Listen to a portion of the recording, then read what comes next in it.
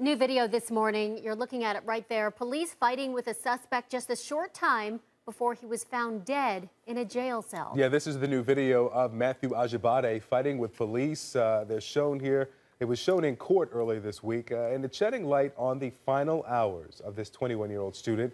He died in police custody earlier this year. Nick Valencia has been following this story, not just this morning, but for months now. Nick, the family, Ajibade's family, has been waiting for some time, fighting to get this video. For months, and they say this is their first glimmer of hope at any information. It's this video that jurors will use to decide the fate of 3 Georgia authorities who were charged with the death, of 21-year-old Matthew Ajibade, who died while in police custody. Let's just get straight to this video. It's from January 1st, after Ajibade is arrested for a domestic disturbance call. His girlfriend called police on him because of a bipolar medical episode. Now, this video shows Ajibade resisting with police, appearing agitated. You could see them engage in a scuffle with him. At one point, an officer approaches Ajibade with a taser to try to restrain Ajibade. Ajibade is able to wrestle that taser away from the officer, and that's when things escalate. That's what you just saw there. The officer coming in to try to put him back into custody. He's hogtied and dragged off. Now, the family attorney says that this video proves that officers went too far, but during court testimony this week, the supervisor who was on staff during the time of the incident, who was coincidentally forced to retire, she says that this video stands in the officer's favor. He was using the force continuum, and it appeared that he punched the subject because he had a weapon in his hand at that time. Is that force justified? That force is considered to be justified, yes, sir.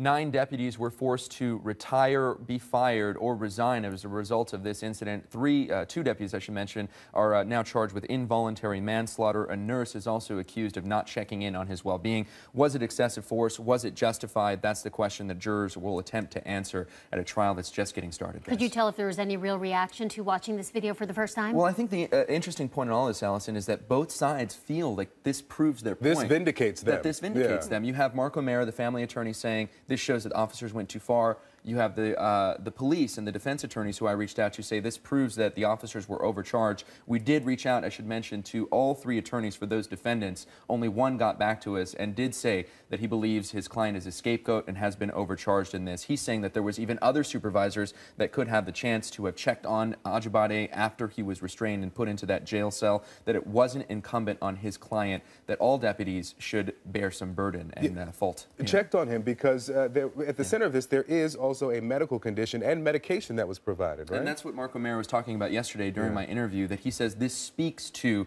the lack of awareness that police have when dealing with somebody who's suffering from a medical emergency. He was diagnosed, according to his family, as bipolar, and that's what initially got the cops involved. His girlfriend, they were in an argument outside of a gas station, a public argument outside, and that's when police officers were called. Now jurors are going to have to decide whether or not authorities were justified or whether they used excessive force.